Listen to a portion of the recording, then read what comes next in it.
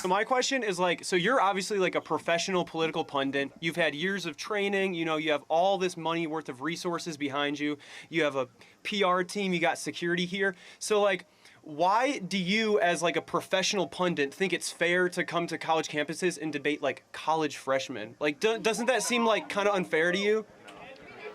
Well, hold on. I mean, let's stop talking down to college kids. I'm talking to voters, right? This audience will determine the future of America. And as you could see with my first dialogue, I'm not here to be adversarial. We disagreed. I let him have his points in. And as far as the fair standpoint, I have no notes. You can go bring a professor. Why don't you go bring a professor and bring him up to the mic? Okay, well... Why don't you go find 5 professors that have PhDs? I didn't go to college. That's a fair fight, right? By the way, you guys are in college. I graduated high school. Okay. I mean, like, you come here, you say, this is not adversarial, but, I mean, on the text message you sent out, it says, come to the debate. You have this sign that says, prove me wrong. It seems like you like, want this, like, debate to happen so you can put it on YouTube and upload a clip of you dunking on the libs or whatever, dude. It seems like a grift is what it seems like to me. Okay, but hold on a second. Don't you agree that more speech, not less speech, is better for a free society? Sure, I agree with that, yeah, but I would agree that, like, on this basis, it just seems like it's like disparate levels of like resources. You know what I mean? It doesn't seem to me. It seems like kind of disingenuous in you coming here because it seems like you don't really like want to have this debate. You just want to like dunk on people, bro. Well, let me see. I mean, so you're trying to play into my intentions though. So why am I here? I'm here to support our Turning Point chapter. I'm here to help Tim Sheehy to defeat John Tester, as I said, which there's a lot of support for that. And we're gonna have dialogue and disagreement. And yes, I've been doing this for quite a while, but you could also go phone a friend. Go bring 10 libs. You can all have your phones, and you could debate me, and I'll have no notes, and we'll see who wins. In fact, I just debated 25 college kids by myself, and actually went pretty well. So, yeah, I mean, I'm not sure what your point is here. This is a free speech event. You could bring whoever you want, and also, you don't have to come up to the mic. I was just asking you, dude. Like. Yeah, and that's it. So if there's a point of disagreement, we can do that. But last thing I'll say is this: don't think so low of college kids. You might, I don't. This audience will determine the future of Western civilization, and this audience might be drafted into a world war. This audience is being used as pawns by people like John Tester and Kamala Harris to put their radical agenda. It's time that we start talking to the next generation, not talking down to the next generation. And that's what we're doing. I recently moved from Canada, and I can say one thing. America is great. Canada is screwed up. And I'm wondering, because obviously if Kamala's elected, I think we're going to be Canada 2.0. Yeah, that's right. What would you do if you were Prime Minister of Canada right now? I would deport Justin Trudeau the first day in office. That guy sucks. Canada's a real problem, man. I mean, because I would basically allow Alberta to become its own country.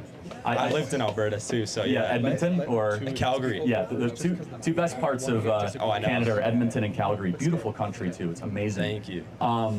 Canada's a really screwed up country, and it's a self-hating country, as you well know, that prides itself on being polite. And this is a great lesson for those of us in the West, that your favorable characteristics of being polite, nice, and welcoming can also be your downfall. And you know that in Canada, right? Yeah. Super polite, okay, we're just gonna allow a bunch of foreigners to overrun our country. Super polite, we're not gonna allow anyone, we're not gonna have free speech. Canada's got a big problem. It does not have this, the Constitution, so you do not have robust free speech protections. You do not have Second Amendment protections. So the government is able to do whatever they want. I wouldn't want to be Prime Minister of Canada. I wouldn't last very long. But between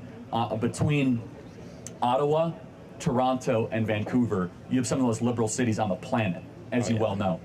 Canada, I think, is bringing in like half of its population in the next decade in immigrants. It's just not sustainable. I know. And it's too bad. It was a once great country. Canada has fallen. I know. I'm thankful that I moved here, though. Do you have a U.S. citizen? Yes. Oh, good for you. Thank you. That's awesome. Yeah. Welcome. I was born in America, but then I moved to from California. You won the lottery. I know. God bless, man. Right, thank you. Glad you're so here. Thank you. I went back to school later on in life. Here's my issue. My second semester, I'm carrying an A average, and my teacher writes me an email and asks me what my pronouns were. I'm first year Gen X. I don't have a pronoun.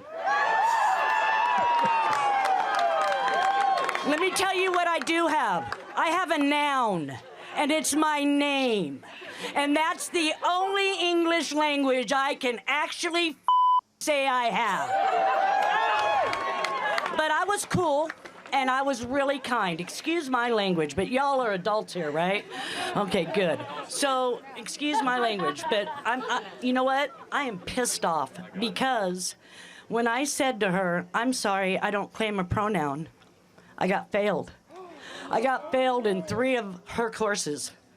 And my grade point average went from a 4.0 down to a 2.5 because I didn't carry a pronoun. Are you kidding me? Are you kidding me? I have an incredible grade point average. I'm a smart woman. I've been working in the workforce for 40 years, and my generation, and if y'all don't understand, invented the internet, for Christ's sakes, and we're not stupid. All right? And yet, you're going to fail me for my pronouns. So my questions are this. As a student, if I don't want to claim this woke ideology, how do I advance and get my degree in something I love and really want to do and would be really good at without being failed unless I fall into their agenda? Tell me how to fix this. Yeah, so first, thank you for your blunt nature. It's very refreshing. So, yes, there is no easy answer. Number one, there's strength in numbers. Confronting professors or administrators with you plus 10 or 30 other people is the first way to do it. You should not go to appeal by yourself. You should go with the Turning Point chapter and ask for a remedy with many people alongside of you. Number two, though, and I'm just going to be as blunt as possible as you were, I really don't think grades matter that much in the world. I know they matter to you for advancement. My advice to people is that your character and your integrity and standing for what is right matters a lot more than pandering to some sort of an agenda. And I know you agree with that. Well, the problem is that you lose your funding. Okay, the minute your grades hit below C, you lose all your grants I hear and you. all your funding that's free. So all these college kids that are getting these Pell Grants I get hear them you. pulled.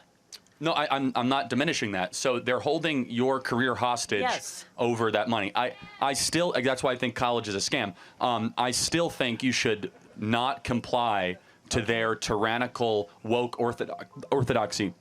You should fight for it. You should fight on it. But to be perfectly honest, I think that it destroys your soul every time that you comply with their nonsense. But God bless you, and thank you for being a lifelong learner. Thank you. I think I love this woman. I just love the fact that she's letting you know that this is who she is. She has been here way before I think even the lecturer started, teaching. So if she told you that she don't see herself or identify as a person that owns a pronoun, I think what you need to do is take it easy on her, because she's not one of the Gen Z. She's an old folks. She said her generation created the internet. So at least you are supposed to know where she's coming from.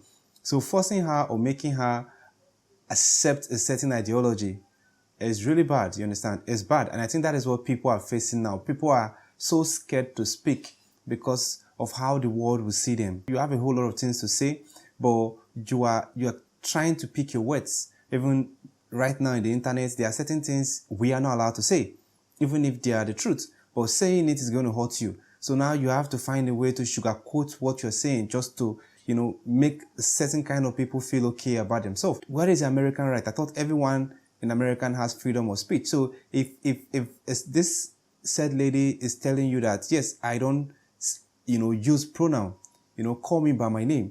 You don't need to, add a pronoun to me or make me feel like I don't identify as that. You need to be at least okay with that, because everyone has freedom of speech. So she claiming she failed 3 courses because of that. I wish she can go to the, dean of students or the right authority and complain, maybe ask for a remark, so that at least they can do something about it, because taking her from 4 point something to 2 point something is like a major drop. As you're trying to promote a certain kind of people, also set rules that will, help people that have a different ideology or different belief, you understand? And I think the guy talking about Canada, for Canada, I've seen several, I know so many people that are in Canada, and I love their freedom, how they allow, people to migrate to their country and students. like especially students. And it's actually cool because at least when a whole lot of immigrants get into your country, you tend to boost your economy. But by doing that, it's still harmful because if you are not careful, the wrong set of people might enter your country and make things a little bit worse. I love the United States approach towards immigration, but I think Canada makes it a bit easy. But United States, I think as at now, they're trying to cut down on immigration, at least get a fair idea of everyone getting into the country. You understand? And I think that is what Canada needs to copy. Make sure that many people that are entering your country, you have their details, and also they are doing that the right way. Anyway, this is a beautiful one. I love this and I want to see more videos like this. If you have any recommendation, let me know in the comment section. If it is the first time visiting the channel, click on the subscribe button. Thanks for watching and remain blessed.